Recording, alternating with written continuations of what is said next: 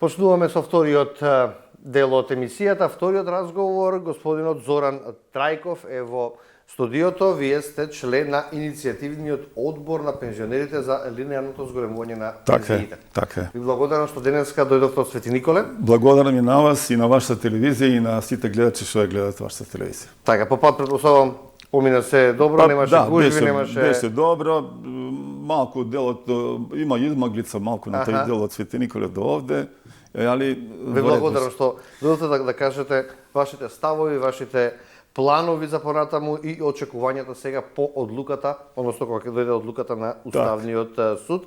Како што кажав, линеарното зголемување на пензиите е денешната тема и ќе дискутираме за барањата на пензионерите, но и оценувањето на уставноста на Уставниот суд за линеарното зголемување. Повелете, господине, поведни зборови. Па за прв пат после толку години, кога делот на пензионерското работење има многу неправилности. Има многу неправилности. Па ете, за да се смогнеме на некој начин да кажеме дека дури има и некои коруптивни работи кои што не ќе да навлегуваме сега во тие работи, има некојаш некои преки институциите да си ги гледат тие работи, меѓутоа да особено ми беше намерата да посочиме на правата на пензионерите. Пред се на правата кои што долги години секогаш се биле во некоја сенка се биле. Да, доколку имате коруптивни некои наоди, се знае каде треба документацијата во обвинителството, па истражителите нека си работат на случај. Суштината на моето денешно излагање е пред се поделеноста на пензионерите со начинот на линеарното покачување и барањето на процентуалниот дел на покачување на пензиите, на некој начин се створи еден дел да бидат самите пензионери да бидат поделени. Лично мене и на делот од иницијативниот одбор не ни се допаѓа тоа, а и поголем дел од пензионерите не сакат да го прифатат тоа. Зошто? Затоа што со делот на процентуалното покачување на пензиите имаме несразмерен однос на делот од најниската пензија до највисоката пензија.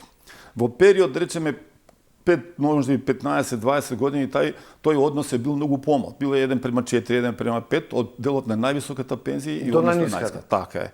Меѓутоа, баш тој дел од процентуално зголемување на пензиите, доваѓаме до еден дел каде веќе соодносот на најниската пензија до највисоката пензија веќе иде 1:7, па може би и повеќе. Затоа што знаеме... Во последниве години?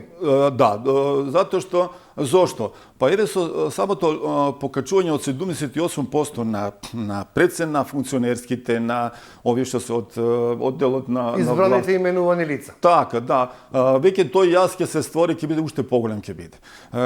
Затоа што на некој начин обесправени се баш онаа група на пензионери кои што имат многу ниски пензии имат. Кои што плаќат минимално на пензискиот фонд. Така. Меѓутоа сега оправдувањето кај оваа група на пензионери кои со текот на нивното работење плаќале поголема сума во делот на износот издвоен за ПИОМ, на некој начин сега тие доваѓаат дека се обесправени. Добро. Меѓутоа тоа е се во тој дел дека е во ред. Ние не велиме дека тие работи не се во ред. Значи дека еве законска регулатива, дека еве оно сега што Уставниот суд сака да го потврди дека тоа е законски да биде процентуално. Меѓутоа да не забораваме, сите работи се менливи. Добро. Не можеме ние сега некои работи кои што биле пред 10, 20, 30 години и уште од времето на Југославија, дека тие работи со тек на време треба да имат промени, треба да содржат промени кај што мора да бидеме ние флексибилни по однос на сите опкружувања во животот кои ги имаме. Зошто сакам да го кажам тоа? Сакам да го кажам тоа затоа што еве на пример речеме ако остане на тај дел да биде пензиите да бидат по основ на процентуално зголемување, ние ќе имаме еден несразмерен однос, баш заради тоа што и пред малку го реков, да групата на пензионери кои што се со ниски примања, нивното покачување ќе биде многу ќе биде мало. Дури на тој дел како што идат животните трошкови ќе не може да бидат во чекор Значи со сите стандардот. работи, така е, со сите работи за да може да едноставно едно време да обстојат и да обстанат. Колку луѓе земаат минимална пензија, колку пензионери Па имате бројки? процентуално гледано, значи највисоката пензија е, мада тоа е веќе дискутабилно дали е така, веројатно и поголема, до пред известно време беше дека негде околу 80 и нешто илјади е највисоката пензија. Меѓутоа ја сигурно тврдам дека веќе во наредниот период ќе имаме пензии кои што ќе бидат и многу поголеми. Па многу поголеми е да ја земеме баш таа структура, да речеме на судиите кои што веќе знаеме по како Па и франци се бизнисмени кои поделени, што си да, уплаќале бизнисмени, поголемо, така е, високи функционери кои што се биле во властите и ово она, значи веќе ќе имаме пензии кои што ќе додирнуваат веќе и повеќе од 90.000. Значи повеќе од 90.000. И луѓе кои што биле во загубарски Сега, компании кои што одма имаат 15 години значи, работен стаж. Така, јавниот сектор, секогаш јавниот сектор е бил можеби најпривилегиран. Зашто? Затоа што годините на работење во јавниот сектор се биле најсигурни затоа што секогаш се знало дека се уплаќува за пијом, дека ова и кога ќе дојде период да ја земе пензијата, годините на стаж кои што ги има, значи ќе му бидат правилно определени. Да. Меѓутоа, на онаа група на луѓе кои што се биле во приватни фирми, претежно приватни фирми кои што се биле со нестабилен дел од нивното работење, доваѓа да еден добар дел од такви фирми на вработените не им ги исплаќат до крај годините на нивното работење. Така да имаме пензионери кои што им се ускратени, да речеме по 5, по 10 години, па дури некои повеќе, на тој начин, значи тие се многу обесправени и на тај начин и самата пензија е многу пониска. Намалена е така пензијата и баш на таа најранлива категорија, борбата е претежно е за тие пензионери да си знајде модус во идно време и еве ја апелирам и до владата да имаме средба, да дадеме наш предлог да дадеме, како да биде тоа да биде анулирано, значи на некој начин достоинствен да биде и за таа група на луѓе. Меѓутоа, оние луѓе кои што имат уплаќено големи средства, со големи пензии, на нив никој нема да им го ускрати правото, не секој ќе си ги зема тие пензии. Меѓутоа, од делот сега, кога ние сме како држава една од најсиромашните држави во Европа, меѓутоа, на тој начин сега треба да видиме онаа сума на пари, која што еве по основ на обручнот на швајцарскиот модел, да речеме, нели, по основ, нели, на животните трошкови и по основ на платите, да видиме на тој начин, да видиме како да биде таа сума на пари, како да биде како да биде најцелосходно и најправилно поделена, за да не биде на некој да му се даде енормно многу повеќе, а на некој многу помалку, за да не може да си ги има основните животни намерици и екзистенцијалниот дел да му биде Ниту властите, ниту јас не сакам да коментирам каква ќе биде и што ќе биде одлуката на Уставниот суд, меѓутоа кои се вашите очекувања?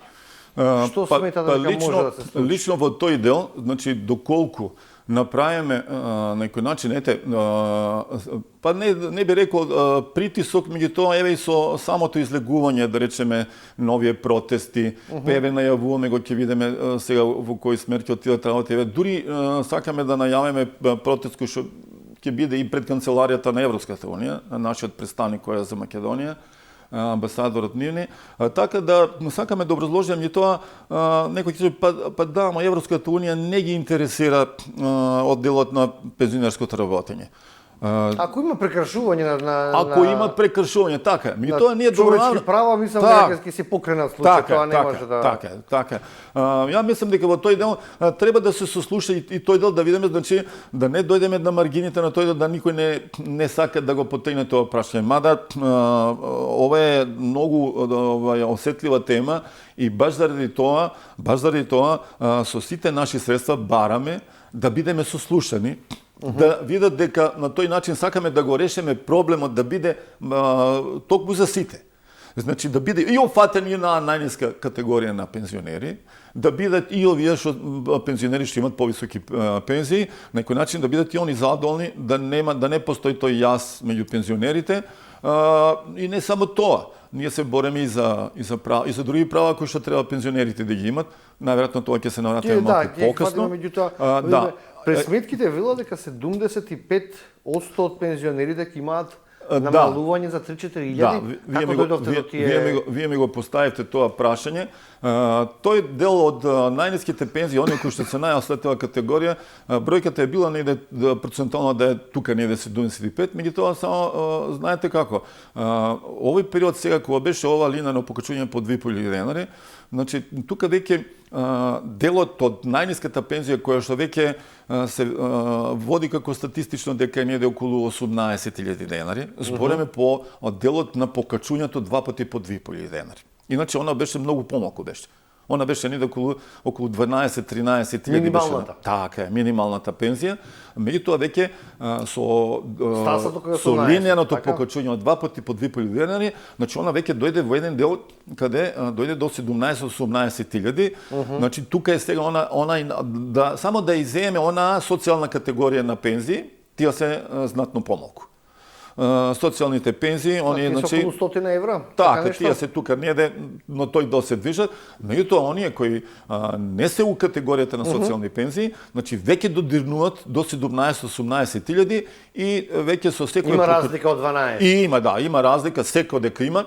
Не велам дека, пошто контактирам и со сите групи од пензионери од рангирани по основ на нивните пензии, постои задоволство. Значи, задоволни се пензионерите. Едно е да имате 12, па потоа да ви дојде 18, друго е да имате 45, па да паднете на 39. Тука нема да се почувствува нешто многу, меѓутоа тие што имаат 12, една сметка плюс ќе може да платат со тие. И да не забораваме, значи ако погледнеме на таа група на пензионери кои што имале 12.000 денари, и ако дојдат сега да видиме дека имат 17, ете со тие 5 и оваа 1.000 денари што беше сега во последната во септември, значи вие ќе видиме че во тој дел на таа група на пензионери покачувањето е негде повеќе од 40%. Значи да не ги забораваме тие работи. Така. Процентално помалку долајат, да речеме, на онаа категорија кои што имат високи пензии. Процентуално долајат, значи дека е тој помал процент. Меѓутоа, голема благодарност на тој дел. Не идеме на тоа ние кој бил на власт, дали бил СДС, дали бил ВМРО, не знам. Ние сакаме во едно време да биде на тој начин без разлика кој ќе биде на власт. Да биде целисходно, секогаш да биде пензионерското работење од делот на ПИОМ и на се, да имаме транспарентно, да се најдат решенија, да видиме како едно време ќе биде и самото покачување на пензиите, да се изнајде модус, да бидат сите страни да бидат задоволни. Меѓутоа, еве сега овој период, значи за собирање на политички поени и ово не е убаво да се дискутира дека да речеме пензиите нема да бидат исплатени. Еве имавме ние пред ден-два излагање и на директорот на ПИОМ Менов, дека убаво кажа дека не е во прашање исплаќањето на пензиите. Значи во тој дел да не постои забуна. Најголемиот проблем сега е да видиме дали Уставниот суд ќе го оспори делот на исплатата на линеарното покачување и ќе се врати стариот модел да биде процентуално, или ќе биде некој нов модел кој што имаме, например, да не забораваме, ние, еве, например, да речеме, земји во Европската Унија, еве да ја земеме на Хрватска. Кај нив е делот на покачувањето, ево, последното покачување, сега што е пред нова година, значи, кај нив ќе има по основ на годината стаж 6 евра. Тај податок го со сигурност знам. Значи, 6 евра за година дена стаж. Сега, така вели пресметката. Така вели пресметката кај нив. Кај нив има 10,2 милиарди евра. Значи, по основ на најновото покачување и потоа тие работи, значи, колкав е тој издаток. И тоа да не забораваме. Значи, Хрватска е членка на Европска унија и други земји имат таков модел. Меѓутоа, кога би требало кај нас да се примени тој модел. Еве, например, речеме, не е на одмет да се види суштината да се види. Сега, тука ние малку имаме, и ја едно прашање би поставил на делот од тој обрачун во Хрватска. Во ред е тоа, Меѓутоа таму ќе има еден дисбаланс у делот на тоа, да речеме, убаво ќе биде значи само за онаа категорија на пензионери кои што влегле во пензијата, да речеме, со повеќе од 30 години, 40 години. На тие пензионери ќе им биде најголемо покачување на пензијата, кој ќе се помножи. Ево, например, да речеме, ако некој со полн стаж од 40 години влегол во пензија со 600 евра, значи на него ќе му биде покачувањето 240 евра само сега до нова година. А меѓутоа не се споменува тука сега во делот на тоа издатокот колкав е, значи за издвајањето на пензиите во текот, значи, на работниот век. Колку дало за... Така е, колку бил издвојено за пион. Кај нас, да речеме, 21% беше до пред неколку години. Па тој после падна на 19 и нешто, сега е негде на 18 и нешто проценти. Да се наватам на претходно што сакам да го кажам. Значи на тој дел, ако например да речеме некој во неговиот работен век има поголеми средства издвоено, значи со повисока плата, нормално е дека има и поголем процент издвоено во пион. Сега, тука едно е 18% на просечна, друго е на 18% на надпросечна. Сега тука на тој дел малку тука не е правилно направено да речеме луѓето кои што издвајале многу позначителни средства во тој дел, како ќе бидат например они тука обештетени. Не е јасно, меѓутоа можда на тој начин само ќе биде објективно прикажано. Значи луѓето кои имале 15 или 16 години работен стаж, нема утре што да му биде криво на него, да речеме ако покачувањето на него ќе му биде помалку во однос на оној кој има работено 20, 30, 40 години. Имаме луѓе кои што и повеќе од 40 години. Оној кој што почнал да работи неде уште на рана возраст, неде на 17-18 години до периодот кој ќе го исполни, сигурно има на 40 години. Да, има, познавам луѓе, пошто нон-стоп контактирам со пензионери, има луѓе кои што имаат и повеќе од 40 години стаж. Имаме и тука ние сакаме предлог да имаме кој ќе се деси да има 40 години. Треба да му биде престанок на работниот однос. Да не чекаме годината на старост. Во тие 40 години тоа е... Го изработил векот. Така, значи многу долг период е.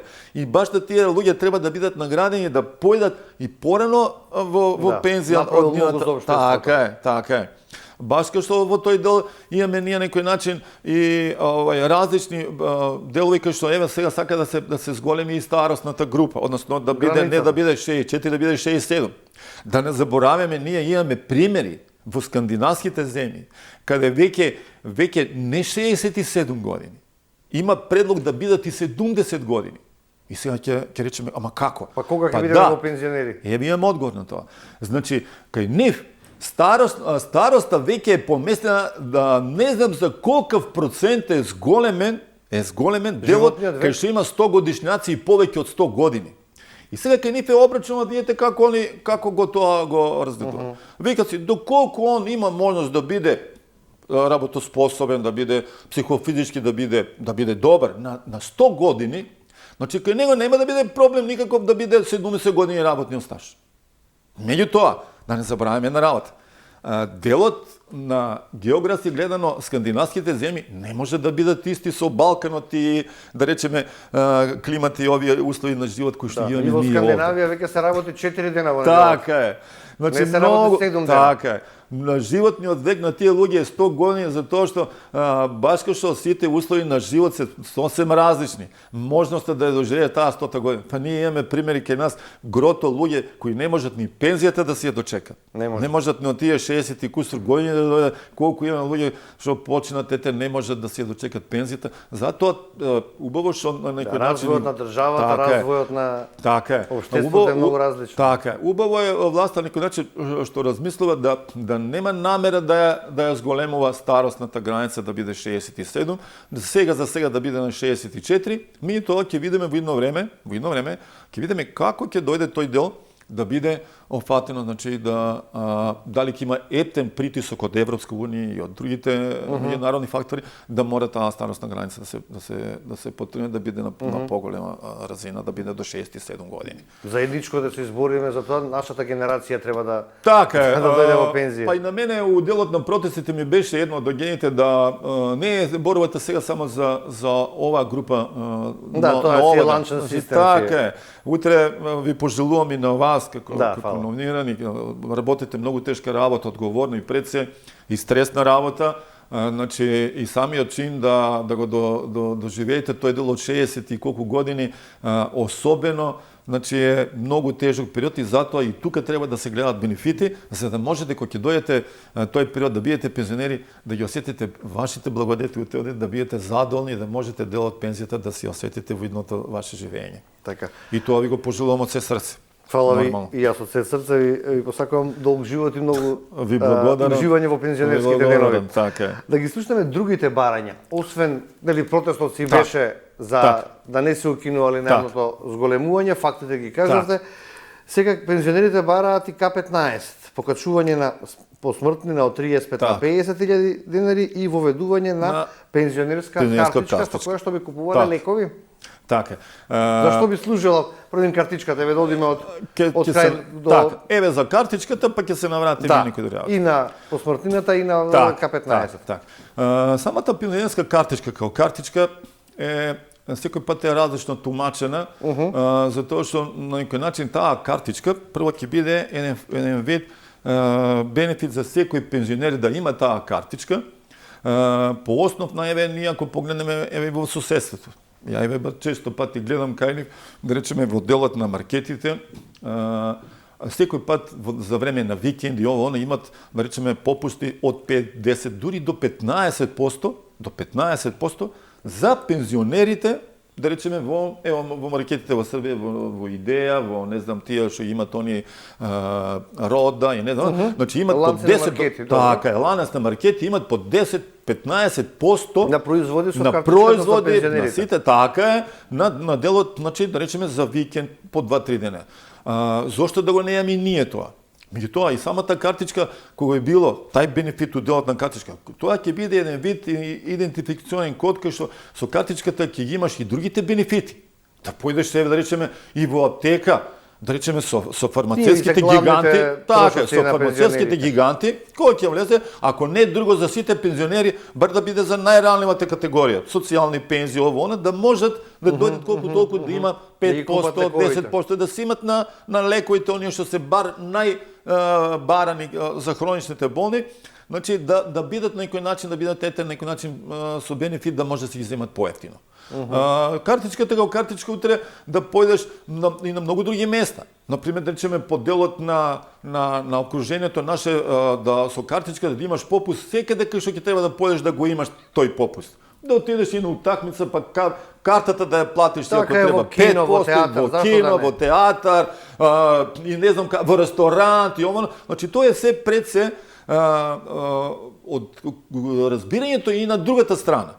Во маркетите, например, тоа е, ние имаме предлог, кој ќе дојде време, иницијативата на власт и на владата не може да сугерира на маркетите. Меѓутоа, газите на маркетите да имате насредба со нас, па на некој начин да се усогласи тој дел. Тоа е веројатно така и средено и во Србија и во другите земји.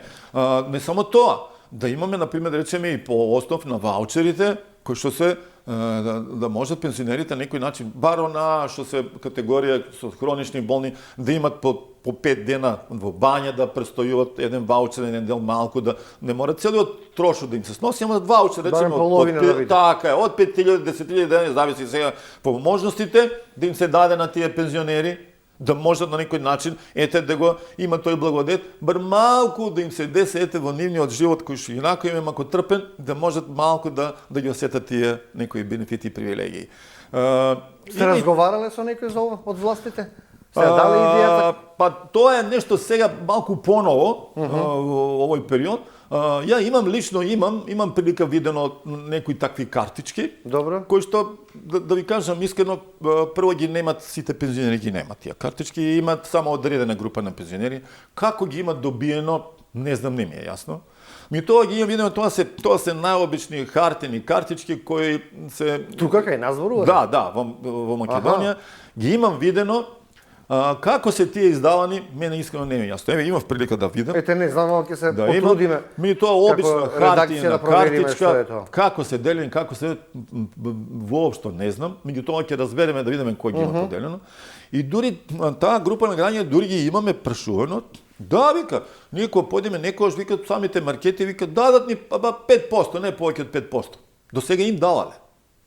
Мене, тоа, пазете. Ова не сум го знал, ќе мора да го ја не сум го истражим. знал додека да ми го ако ми има некој друг речено, значи веројатно немало да поверувам. Меѓутоа, пошто имав прилика да ја видам картичката, значи некој начин гледам дека тоа е така. И сега, зошто е тоа така? Може би најдобар пример ќе служи и ако знаете дека на последните локални избори имавме ли едно од агендите во општина Центар кога се вели да на пензионерите пред нова година ќе им дадеме 5000 денари. Делено било по 2 или по 3000 денари. Колку е точно не знам. Меѓутоа, тоа не е од ПИОМ или не знам кој, тоа е од делот на самата локала, значи локалната управа. Тоа личи веќе на подкуп, да не влегуваме во тоа. Така, што ни следува, не навлегуваме и тоа сакам да кажам, зборуваме. значи как има дел и за картичката. Може таа картичка ја има у некое време некој поделено, ми тоа само на еден мал груп на пензионери.